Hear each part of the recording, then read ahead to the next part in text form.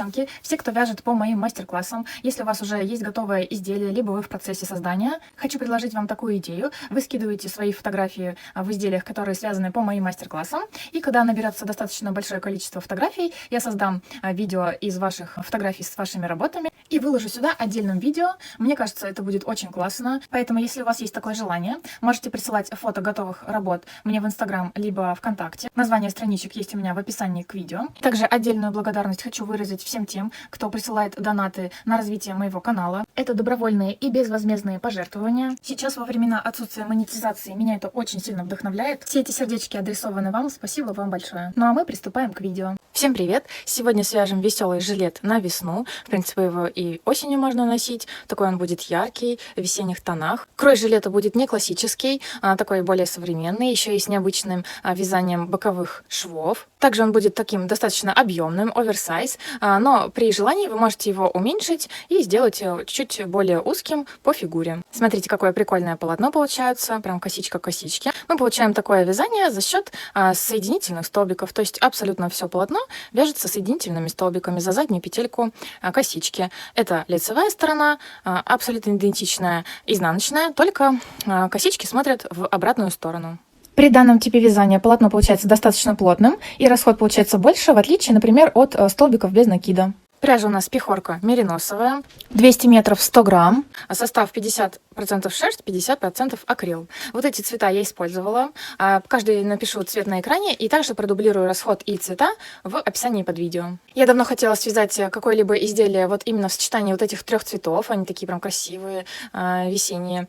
Но именно вот такой цвет, посерединке зеленый, яблочный либо салатовый, я нашла только вот в этой пряже. Вязать в одну ниточку я не захотела. Я попробовала набрать полотно небольшое в одну нить. Полотно получилось слишком тоненькое, она получилась такой прям как тряпочка. А я хотела, чтобы вот жилет держал прям хорошо форму. Поэтому я буду вязать весь свой жилет, что резиночку на обвязке горловины по низу и на рукавах, что само все полотно в 2 нити. Я вязала крючком номер 7. Я начну свое вязание именно спереда жилета. Вы можете начать вязание и с задней спинки. То есть это мы вяжем просто обычный прямоугольник либо квадрат, как у вас получится. Но если вы, как и я, начинаете вязать жилет спереда, то вам нужно определиться, какой ширины вы хотите, чтобы была вот эта часть, которая вот ляжет на плечики и будет вот так спадать чуть-чуть с плечиков. Также не забывайте, что вот здесь появится дополнительная ширина нашей резиночки. То есть это еще больше увеличит вот эту вот ширину вот этой нашей детали. Так что вставайте напротив зеркала, все это примеряйте визуально. То же самое касается и выреза. То есть вот здесь у нас появится дополнительная ширина нашей резиночки, поэтому изначально рассчитайте примерно правильно, сколько нужно вот здесь вам оставить расстояние. Еще часто задаваемый вопрос — это как рассчитать, сколько петель нужно набрать на свою длину либо ширину своего изделия. То есть в данном случае мы будем вязать вот сверху вниз, то есть мы вяжем по длине. Возникает вопрос, сколько мне набрать нужных петель в длину. Есть два способа. Первый — это практичный способ, каким пользуюсь я постоянно. Я примерно набираю количество воздушных петель на свою длину, потом провязываю примерно там 2-3 ряда и смотрю, что уже мое полотно стабилизируется, то есть оно больше не увеличивается и не уменьшается в длину. И смотрю, нравится мне длина, либо нет. Если нет, то я перевязываю с учетом того, что я запоминаю, сколько мне нужно довязать либо распустить воздушных петель при новом наборе воздушных петель. И второй способ. Мы вяжем квадратик примерно 12 на 12 сантиметров. И потом замеряем, сколько в 10 сантиметрах этого полотна у нас вмещается косичек. И я рассчитываю вот это количество косичек в 10 сантиметрах на свою длину. В итоге для своей жилетки я набирала 80 воздушных петель. Сейчас набираем 80 воздушных петель самым обычным способом. Я вязала не сильно расслабленно. То есть, смотрите, вот как примерно у меня получалось. То есть сейчас мы будем начинать вязать вот от этого края. Вот, к примеру, я набрала 80 воздушных петель, это длина моего жилета. Переворачиваем косичку и, как обычно, будем сейчас вязать за вот эти задние перемычки. Вяжем сразу же вот в первую перемычку от крючка. Соединительный столбик, то есть продеваем, в первую не очень удобно будет, продеваем крючок в перемычку. Захватываем рабочую нить и проводим через первую и через вторую петлю на крючке. Далее то же самое, крючок в перемычку, поддеваем рабочую нить через перемычку и через петельку на крючке. Еще раз. Крючок в перемычку. И через 2 петельки на крючке. И так вяжем до конца ряда.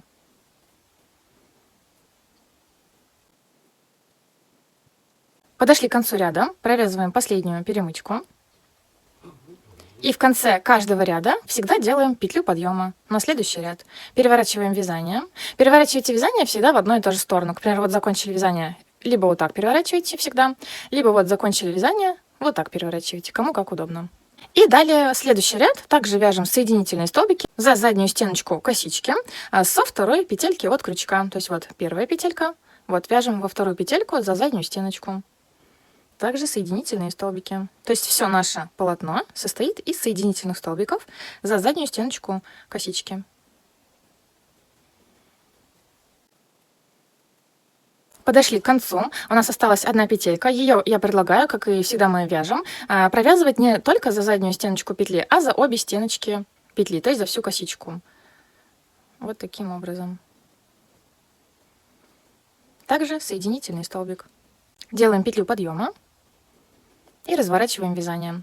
Еще смотрите, один из самых задаваемых вопросов, почему у меня со временем уменьшается количество петель в ряду. Это чаще всего происходит, либо вы вяжете не во вторую петельку от крючка, если это вот по схеме нужно, а, например, вот в третью, либо вы пропускаете самую последнюю петельку в ряду. Поэтому, если вы пока еще не очень опытный вязальщик, всегда отмечайте первую петельку в ряду и последнюю. То есть, смотрите, вот мы развернули вязание, вяжем опять со второй петельки от крючка.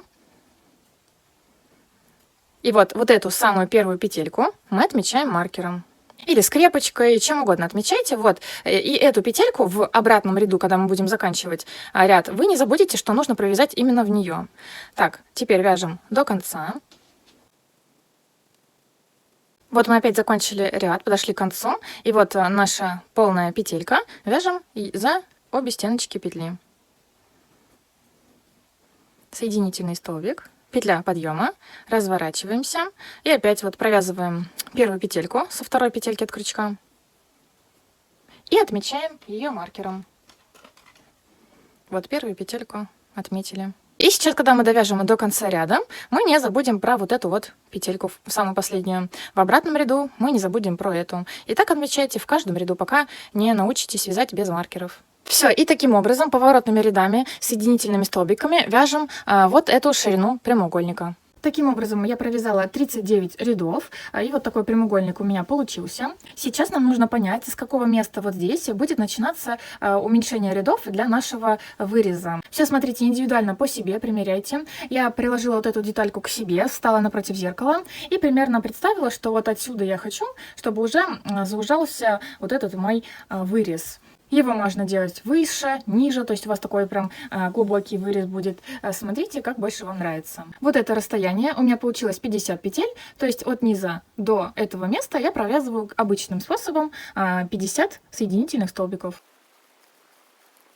Вот, довязываю последнюю петельку. 50-я у меня получилось. Вот, что получается у нас.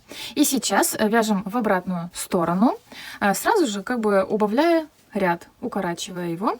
То есть не делаем петлю подъема на следующий ряд, а сразу же во вторую петельку от крючка, вот первая, вторая петелька, просто провязываем соединительные столбики до конца ряда. Чтобы не терять вот эту первую петельку, которую мы сейчас провязали, укороченную, сразу продевайте в нее маркер. Довязываем ряд до конца, как обычно. Делаем петлю подъема и разворачиваем.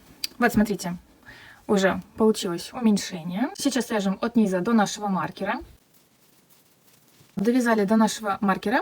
Ту петлю, которую мы обозначаем маркером, мы ее не провязываем, а провязываем вот так, ту, которая до него, предпоследнюю.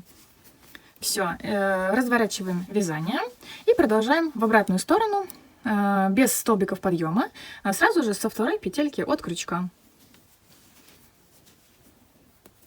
Вот, провязали эту петлю, и можно ее обозначить, просто как ориентир. И так вяжем до конца ряда. Закончили ряд, вот что у нас получается. Все последующие ряды вяжем аналогично, то есть от низа вяжем, не довязывая последнюю петельку, не делая столбик подъема, разворачиваем вязание и со второй петельки от крючка вяжем до конца ряда. Итак, вяжем, вяжем, вяжем до того момента, где вы хотите, чтобы остановился ваш вырез. Вот на данный момент я провязала 4 ряда вот этих укороченных рядов. Сейчас я вам скажу, сколько я провязала до вот этого моего окончания выреза. Итак, я провязала еще 14 рядов. Вот такой у меня вырез получается. Этот момент можно и упустить, не делать, но я хочу сделать. Сейчас я от низа до вот нашего маркера включаю петельку маркера и сделаю петельку подъема и свяжу обратно еще один ряд. Просто 2 ряда сделаю соединительных столбиков. Вот подошли мы к маркеру, то есть мы им обозначали первую петельку предыдущего ряда. То есть вот провязываем предпоследнюю и вот эту петельку, которую мы обозначали маркером. Делаем петельку подъема, разворачиваем вязание и до конца вяжем просто ряд соединительных столбиков. Вот что получилось. Эти 2 ряда я сделала для того, чтобы здесь уголочек нашего выреза не был таким острым, то есть он, чтобы чуть-чуть такой был закругленный. Далее со следующего ряда мы уже будем вывязывать нашу зеркальную половинку выреза. Сейчас вяжем от нижнего края вот до самой первой петельки, которая у нас образовалась, и встретимся здесь. Вот подошли к последней петельке, не пропускайте ее. Также провязываем за заднюю стеночку соединительный столбик и вяжем 3 воздушные петли. 1, 2, 3. 2 из них пойдут на увеличение ряда, одна из них просто подъем на следующий ряд. Разворачиваем вязание и вяжем со второй полупетельки от крючка. То есть вот первая, вот вторая. За задние стеночки, как обычно, соединительные столбики до конца ряда.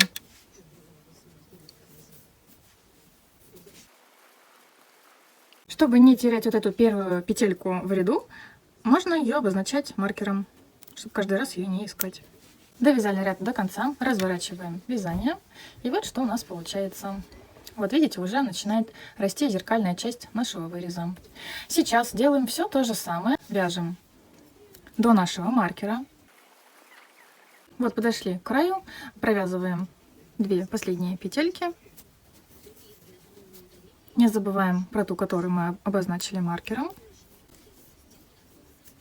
И делаем 3 воздушные петли.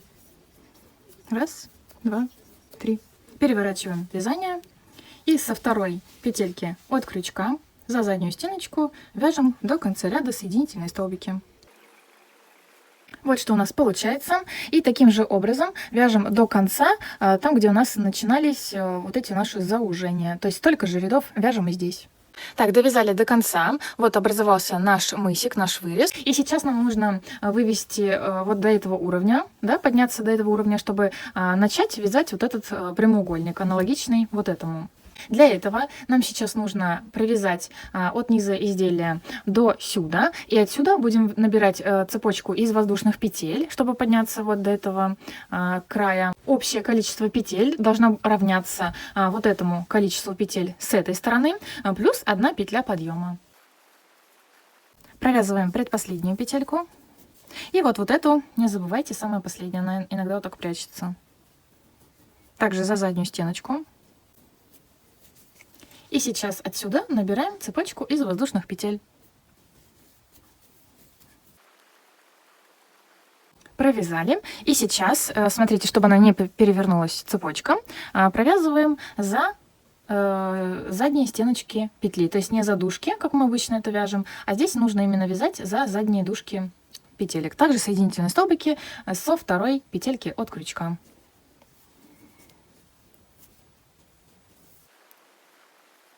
Вот от воздушной цепочки переходим к нашему полотну. Все точно так же вяжем, продолжаем вязать. Вот также за задние стеночки петли. Не пропускаем петельки, вяжем до конца ряда.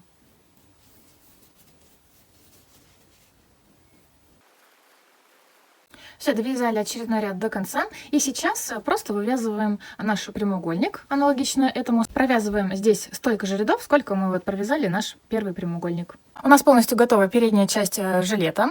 Сейчас нам нужно связать идентичного размера заднюю часть. То есть набираем абсолютно такое же количество воздушных петель на длину жилета. И вяжем такое же количество рядов, сколько вот получилось у нас на передней части. Мы довязали заднюю часть нашего жилета.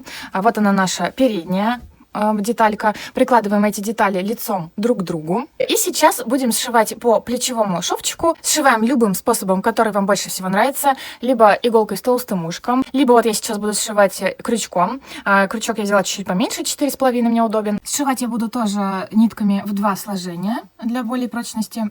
То есть вот берем наш уголочек у одной детальки, куда-нибудь вставляем. То есть тут нет строгих правил. Смотрите, все, чтобы визуально было красиво. В уголок вставляем, потом на противоположной детальке.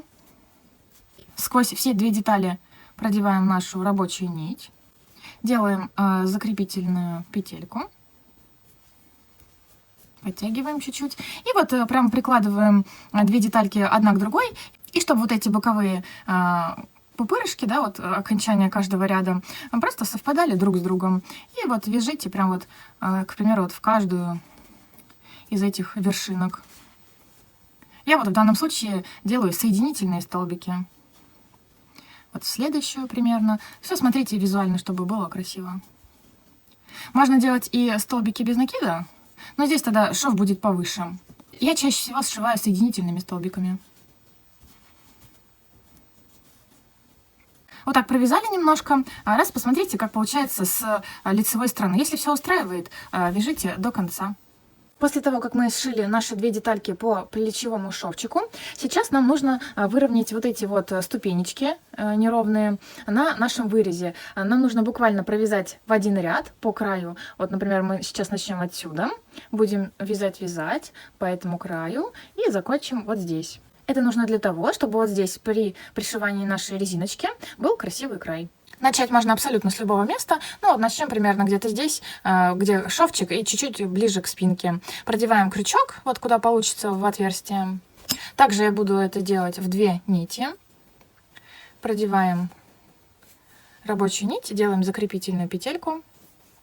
И просто вот в каждую петельку вяжем либо соединительный столбик, либо столбик без накида. Провяжите, к примеру, 10 петелек, посмотрите, нравится вам или нет, и вяжите дальше. Крючок буду продевать вот прям в самую серединку каждой косички, которая находится прям с краю нашего ворота. Продеваем крючок и делаю столбик без накида. Следующая также.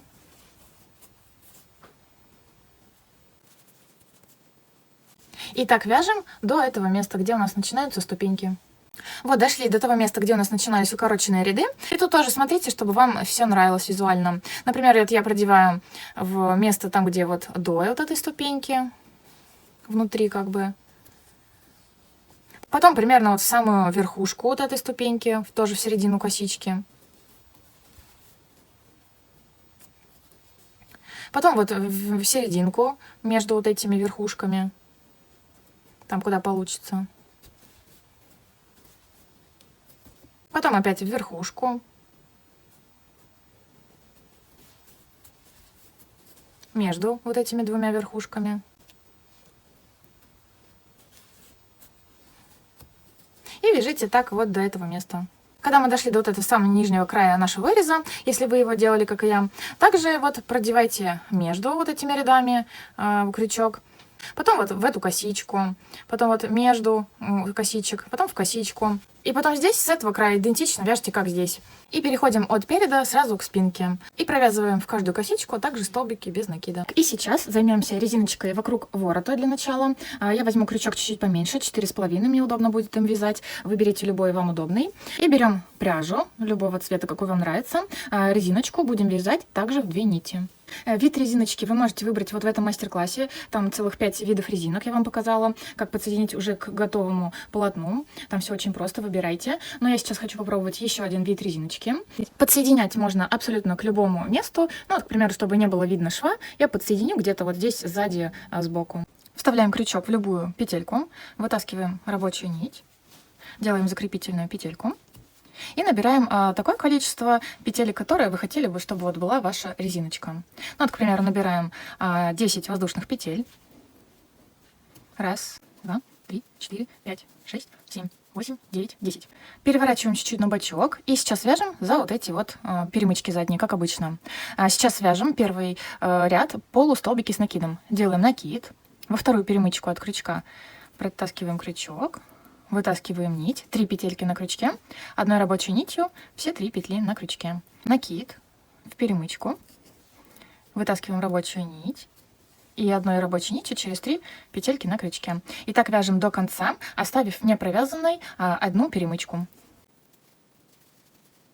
Вот осталась одна непровязанная перемычка. Также делаем накид, крючок в перемычку, вытаскиваем рабочую нить, оставляем все 3 петельки на крючке и ищем следующую свободную петельку в нашем ряду, протаскиваем туда крючок, вытаскиваем рабочую нить и все 4 петельки на крючке одной рабочей нитью. Вот, готово. Мы подсоединились к полотну. Далее ищем следующую свободную петельку. В нее мы просто провязываем столбик без накида. И разворачиваем.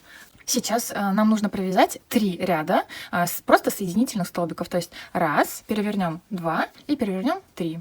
Просто вяжем соединительные столбики со второй петельки от крючка за заднюю стеночку косички.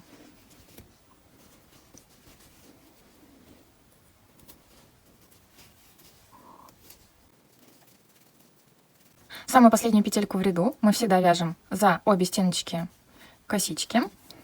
Также соединительный столбик, петля подъема и разворачиваем.